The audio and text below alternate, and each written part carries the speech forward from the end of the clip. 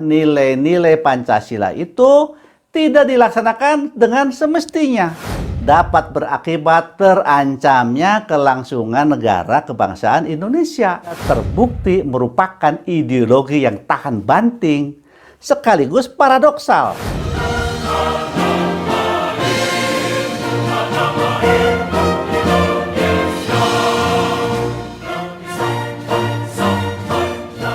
Para mahasiswa yang budiman, selamat bergabung dalam perkuliahan online mata kuliah umum pendidikan Pancasila.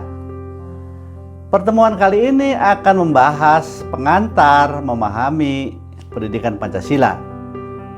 Secara lebih khusus, pada kuliah ini kalian akan diajak untuk memahami dasar pemikiran dan urgensi pendidikan Pancasila. Materi ini sangat penting dipahami terlebih dahulu karena akan memberikan fondasi pemikiran bagi perkuliahan selanjutnya. Mari kita mulai.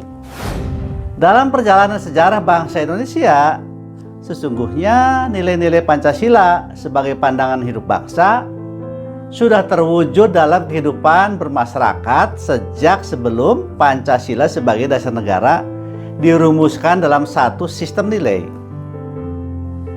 Sejak zaman dulu, wilayah-wilayah di Nusantara ini mempunyai beberapa nilai yang dipegang teguh oleh masyarakatnya. Sebagai contoh, percaya kepada Tuhan, toleran, gotong royong, musyawarah, solidaritas atau kesetiakawanan sosial, dan lain-lain. Coba kalian perhatikan dengan seksama pengamalan nilai-nilai tersebut di lingkungan masyarakat. Apakah nilai-nilai tersebut masih ditemukan dalam kehidupan masyarakat atau nilai-nilai itu sudah pudar? Kalian semua sudah barang tentu akan menemukannya di masyarakat. Masyarakat bangsa kita mempercayai adanya Tuhan yang Maha Esa. Masyarakat bangsa kita juga masih banyak yang mempraktikkan toleransi, gotong royong, musyawarah mufakat, dan solidaritas antar sesama. Namun yang patut disesali, sebagian dari masyarakat bangsa kita ada yang mengabaikan nilai-nilai itu sehingga menimbulkan masalah-masalah yang serius. Perhatikanlah contoh-contohnya berikut ini. Pertama, masalah kesadaran pajak. Merujuk pada APBN tahun 2020, sebesar 83,5%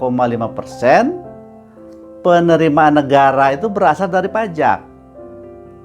Masalahnya banyak wajib pajak, perorangan maupun badan yang masih belum sadar dalam memenuhi kewajiban perpajakan. Yang kedua, masalah korupsi. Transparency International merilis situasi korupsi di 188 negara untuk tahun 2019. Berdasarkan data dari Transparency International tersebut, Indonesia masih menduduki peringkat ke-85 dalam urutan negara paling korup di dunia. Yang ketiga, masalah lingkungan. Indonesia dikenal sebagai paru-paru dunia. Dewasa ini, citra tersebut perlahan mulai luntur seiring dengan banyaknya kasus pembakaran hutan, perambahan hutan menjadi lahan pertanian, dan yang paling santer dibicarakan yaitu beralihnya hutan Indonesia menjadi perkebunan. Selain masalah hutan, masalah keseharian yang dihadapi masyarakat Indonesia saat ini adalah masalah sampah, pembangunan yang tidak memperhatikan AMDAL, polusi yang diakibatkan pabrik dan kendaraan yang semakin banyak. Masalah keempat, disintegrasi bangsa. Reformasi menghasilkan dampak negatif, antara lain terkikisnya rasa kesatuan dan persatuan bangsa. Segelintir elit politik di daerah yang memiliki pemahaman yang sempit tentang otonomi daerah Mereka terkadang memahami otonomi daerah sebagai bentuk keleluasaan pemerintah daerah untuk membentuk kerajaan-kerajaan kecil. Fenomena primordialisme pun terkadang muncul dalam kehidupan masyarakat. Yang kelima, masalah dekadensi moral. Dewasa ini fenomena materialisme, pragmatisme, dan hedonisme makin menggejala dalam kehidupan bermasyarakat. Paham-paham tersebut mengikis moralitas dan akhlak masyarakat, khususnya generasi muda. Fenomena dekadensi moral tersebut terekspresikan dan tersosialisasikan lewat tayangan berbagai media massa. Perilaku kekerasan juga acap kali disuguhkan dalam sinetron-sinetron yang notabene menjadi tontonan keluarga. Sungguh ironis, tayangan yang memperlihatkan perilaku kurang terpuji justru menjadi tontonan yang paling disenangi. Hasilnya sudah dapat ditebak. Perilaku menyimpang di kalangan remaja semakin meningkat. Yang keenam, masalah narkoba. Dampak negatif dari letak geografis dilihat dari kacamata bandar narkoba, Indonesia strategis dalam hal pemasaran obat-obatan terlarang. Tidak sedikit bandar narkoba warga negara asing yang tertangkap membawa zat terlarang ke negara kita. Namun sayangnya sanksi yang diberikan terkesan kurang tegas, sehingga tidak menimbulkan efek jera. Akibatnya, banyak generasi muda yang masa depannya suram karena kecanduan narkoba. Badan Narkotika Nasional bersama Polri, TNI, Bea Cukai, dan Imigrasi mengungkap 33.371 kasus narkotika sepanjang tahun 2019. Terkait jumlah tersangka kasus narkotika yang berhasil ditangkap BNN dan Polri sepanjang tahun 2019, yakni sebanyak 42.649 orang pelaku. Yang ketujuh, masalah penegakan hukum yang berkeadilan. Masalah pokok penegakan hukum terletak pada faktor-faktor yang mempengaruhinya. Faktor-faktor tersebut adalah: pertama, faktor hukumnya. Misalnya ketiadaan peraturan pelaksanaannya sebagai perintah undang-undang, ketidakjelasan kata-kata yang dipergunakan di dalam perumusan pasal-pasal tertentu. Yang kedua, faktor penegak hukum. Polisi, jaksa, hakim, Komisi Pemberantasan Korupsi, penasehat hukum, dan hingga petugas-petugas sipir lembaga pemasyarakatan. Ketiga, faktor sarana atau fasilitas.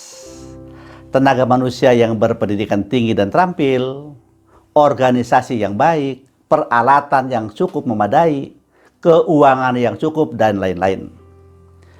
Keempat, faktor masyarakat. Adanya perbedaan tingkat pendidikan, stratifikasi sosial, dan lain-lain. Kelima, faktor kebudayaan yang berkaitan dengan sistem nilai yang ada di tengah-tengah masyarakat. Yang kedelapan, masalah terorisme. Asal mula dari kelompok terorisme itu sendiri tidak begitu jelas di Indonesia. Namun faktanya terdapat beberapa kelompok teroris yang sudah ditangkap dan dipenjarakan. Para teroris tersebut melakukan kekerasan kepada orang lain dengan melawan hukum dan mengatasnamakan agama.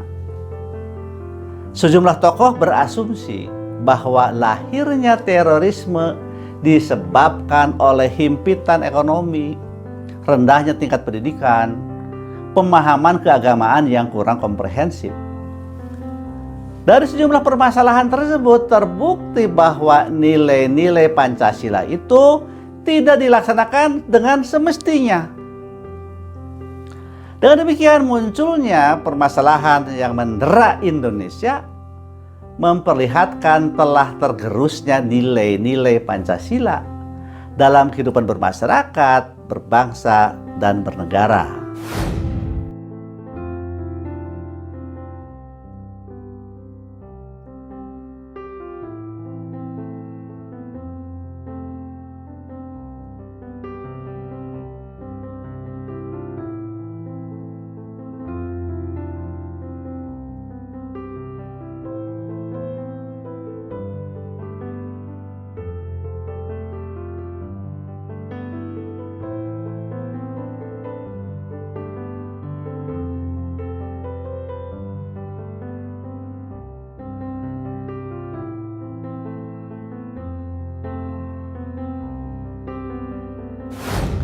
Nilai-nilai Pancasila berdasarkan teori kausalitas yang diperkenalkan Noto Nagoro merupakan penyebab lahirnya negara kebangsaan Republik Indonesia.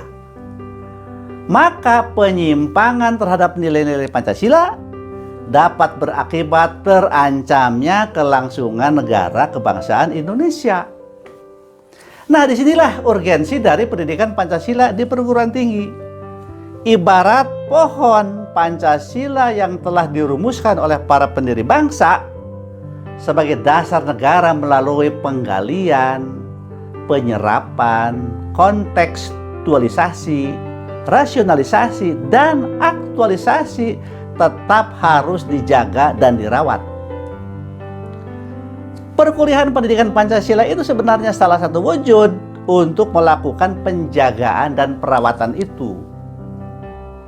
Pelemahan Pancasila itu bisa ditimbulkan oleh keteledoran, ketidaktaatan, dan penyelewengan atas nilai-nilai Pancasila oleh bangsa sendiri, yang menyebabkan Pancasila sebagai bintang penuntun atau light stars secara perlahan dapat meredup.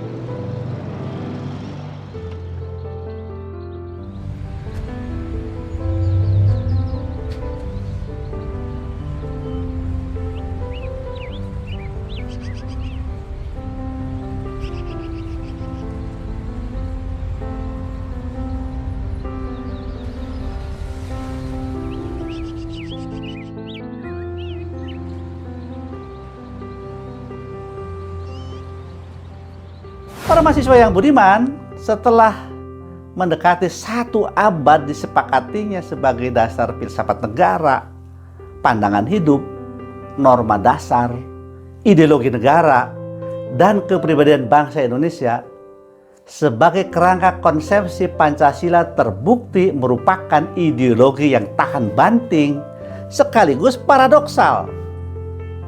Mengapa demikian? Apakah kalian memahami hal ini? Penjelasannya adalah sebagai berikut.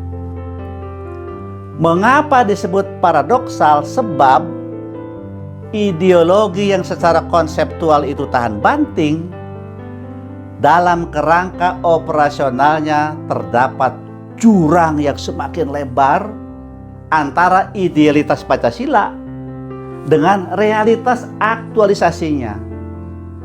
Dengan demikian ibarat pertumbuhan tanaman.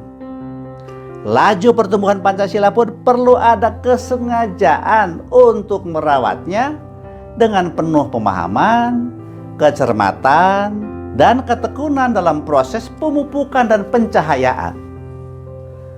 Semoga upaya kita dalam pendidikan Pancasila ini menjadi ikhtiar pedagogis untuk tetap menjadikan Pancasila sebagai karakter dan haluan bersama, sebagai titik temu, titik tumpu, dan titik tuju bangsa Indonesia.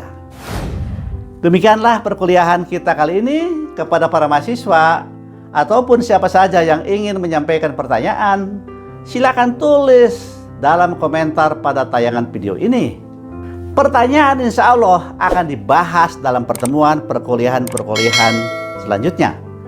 Sampai jumpa pada pertemuan yang akan datang, yang akan membahas topik tinjauan historis Pancasila.